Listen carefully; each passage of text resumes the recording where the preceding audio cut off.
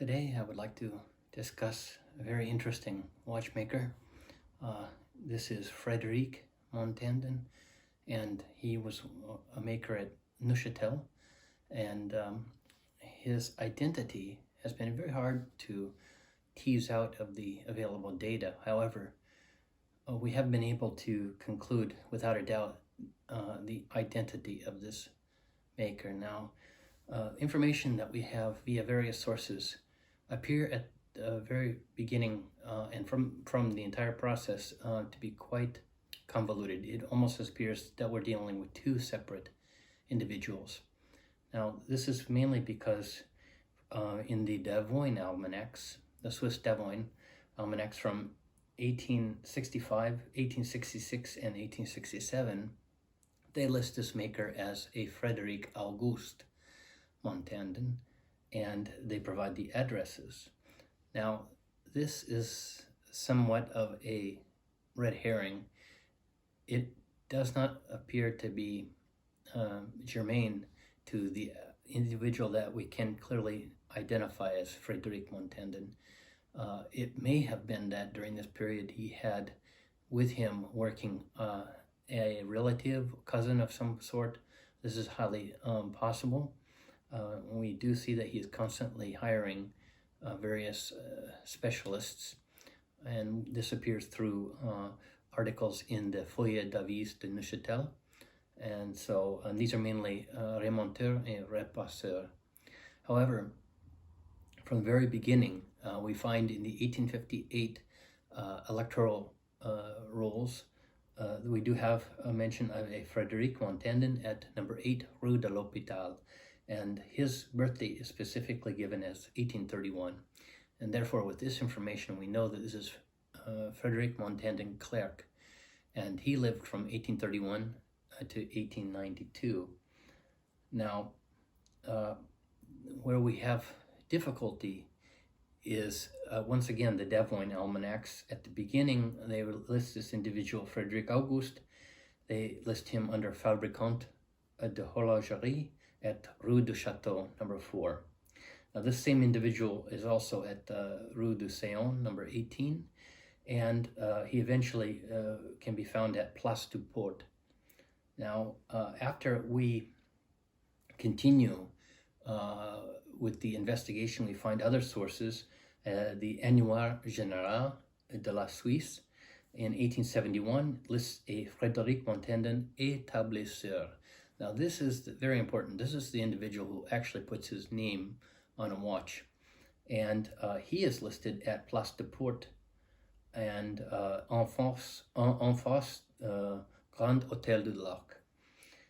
So at this point, he had moved his watch shop to this place, and there is an article from Feuilles d'Avis de Neuchâtel, and in this article, it appears that Frédéric Montandon is handing over this business and recommending his customers to his successor, Louis Roguin. And Louis Roguin appears in various period sources as a man who was a highly trained specialist who made the very small watch pieces by hand, and he was a very capable individual. However, later on, we find, after this 1871 period, from around 1873, we find him listed again in the Feuilles d'Avis de Neuchâtel as fabricants et négociants de horlogerie. So he appears to have continued the watchmaking, and the same individual, Frédéric, also, he appears to have done many different types of business, including he had various different groceries where he was selling cheese and red wine, white wines, things of this nature, even liqueurs, absinthe, and vermouth and such drinks. However, we continued to follow during the 1870s these articles that we can find in Feuilles d'Avis de Neuchâtel, which is the main source, the main local newspaper, and we see that he has moved from a variety of locations around the very center of Neuchâtel. And these articles also mention the fact that he is a fabricant horlogerie, and he also seems to be making various different land deals, real estate deals, where he's selling plots of land or renting furnished apartments, houses, and this sort of thing. And his own address in the sources changes from place to place. And so we find him later at the Rue de la Côte, and sometimes referred to as Route de la Côte. We follow him through into the 1880s, and he has changed over to Petit Catéchisme numéro 1. And we're able to follow him all the way up until his death and a little beyond. Now, he died in 1892, and we do find his necrology, which gives very specific information about him. Now, his business appears to have been listed up to 1894. In the 1894 to 1895 almanac in Davoin, there is Frédéric Montandon, fabricant horlogerie at Petit Catéchisme number 1. Now, this is probably either a mistake or some of his close relatives were closing out his business and continuing as it wound down. However, he had died in 1892. He may have been started to become ill by the late 1880s. This is not entirely clear when he started to slow down, but we do see in 1887 a Madame Montandon at Petit Catéchisme number 1 who is looking for letting an apartment due to unforeseen circumstances. So this seems to indicate that she is jumping into his business. And now he does seem to have been a very wealthy individual. We find the real estate that he's involved with, very luxurious properties in the center of Neuchâtel, in very exclusive areas, and his own addresses are very exotic addresses in the city of Neuchâtel. So he seems to have been a very powerful individual. But when we return to his necrology, now the necrology specifically mentions that he is at Petit Catéchisme number 1, and this is the genealogical information fits this Montandon clerk, as opposed to the other Montandons that were in the area, such as the Montandon La Longue branch. Yet these individuals always missed the mark. They appear almost possible, such as a Frederick August. There is one Frederick August, yet the information doesn't add up with the articles in the local press. But the necrology specifically mentions that this last address, and some of the associations that he was involved in. And now this is rather a key, because when we look at the information, we see he seems to have been a very powerful and very well-liked person. And there are notices of his in his necrology where his admirers are paying tributes, and one of these is the Cercle des Travailleurs de Neuchâtel, and then also there is the members of the Grutli Romande, which also are mourning his passing. So these are all related to worker rights, almost sort of a socialist type of labor protective organizations, and which is very interesting, because back in an article that we find in the 1860s, we do see that he is buying these there is associated with an association ouvrière, some sort of sales or auctions, if you will, that he is participating in. So he appears, this goes back to the period in 1860s on the Rue du Château number 4, where we have this Frédéric Auguste listed. So Frédéric Auguste, again, appears to be a red herring, but the clincher, the key to this entire mystery is resolved with the appearance of, and this is in 1865, of an astronomical clock, which was a pendule. This is a pendulum clock, and we find an article mentioning that Frédéric Montandon is organizing a sort of an auction or a raffle of 5,000 tickets, apparently at the price of 1 franc per ticket, to sell this clock and to sort of as a lottery. And he had apparently a special permission, which is mentioned in the article, to do such a lottery. But this clock is unique, and this clock actually is the key to his to this discovery that this is the same individual that we're talking about, this Montandon clerk, because what helps us is in this book, the Histoire de la pendulerie neuchâteloise by Alfred Chapuis and Léon Montandon, on page 381, and he's speaking about this is a unique situation. Now, this clock that appeared in 1865 that he was auctioning, he mentions, or it is mentioned in the article, that it has 66 different dials, and it can show, it mentions the weight, that the motor is about, is it 6 or 7 livres in weight, and there's a globe-like construction.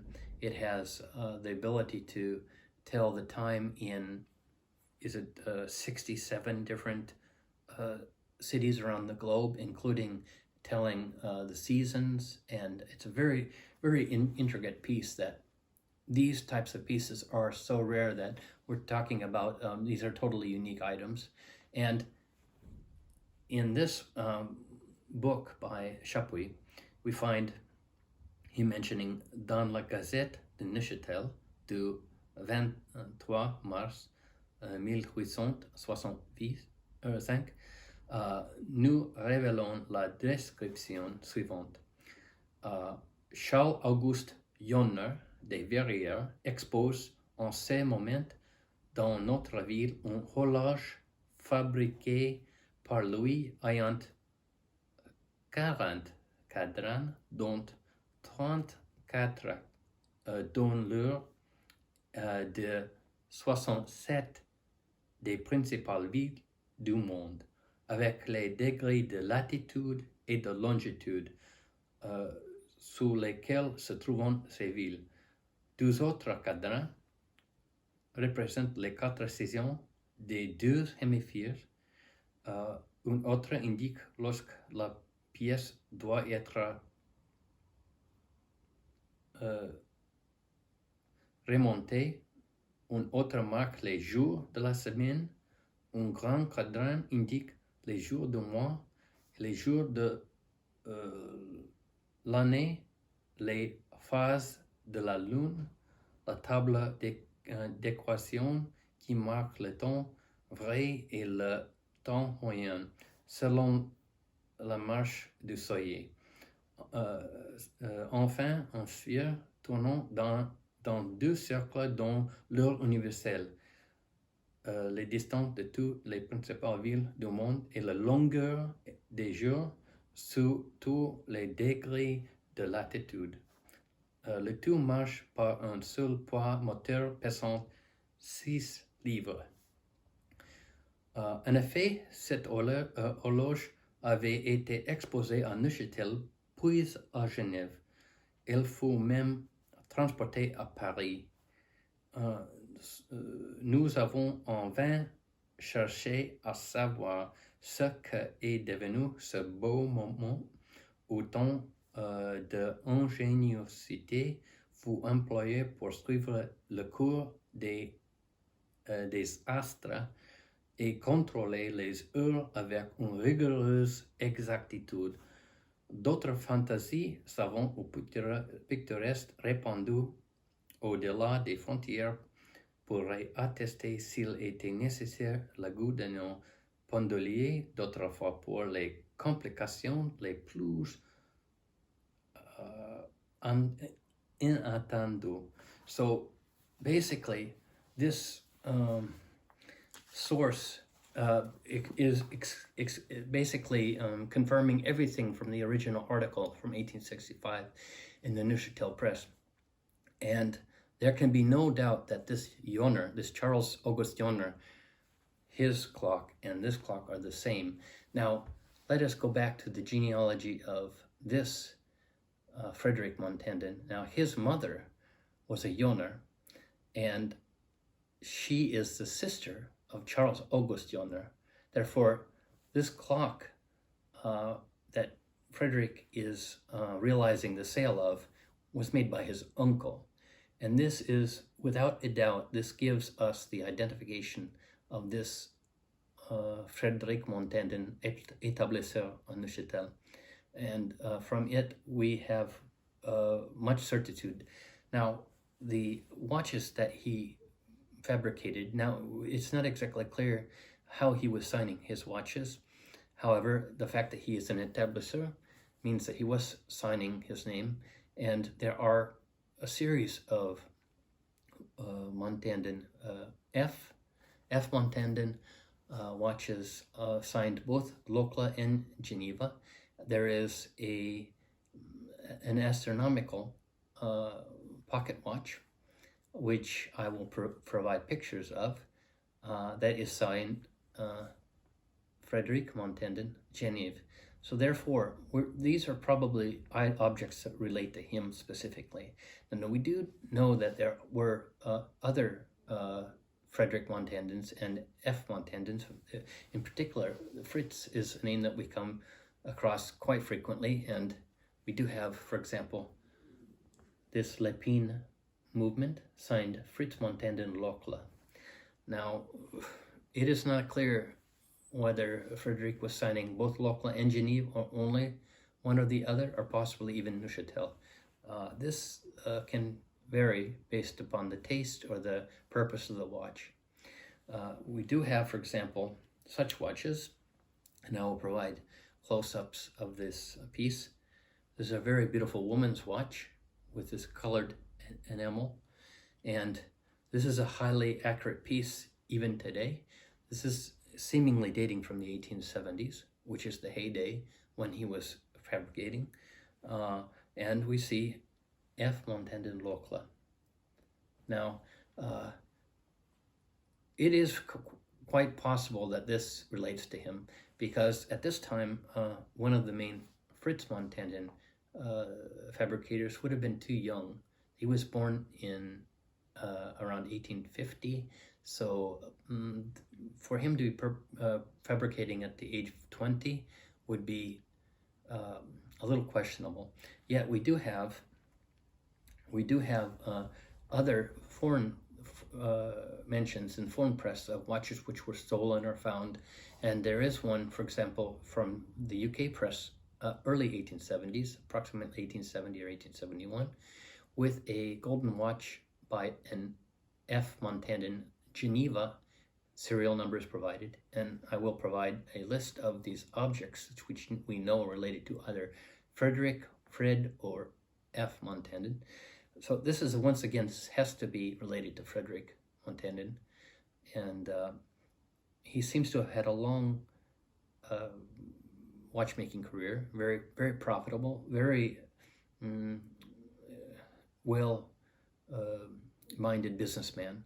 By all appearances, based on the types of deals that he put together, the types of businesses that he ran, and the amount of admiration that he seems to have garnered in Neuchâtel. So this is basically a note for the record to reveal the identity of this curious watchmaker, Frédéric Montandon Clerc. of the genealogical branch of Montandon clerk. There are precious few of these Montandon clerks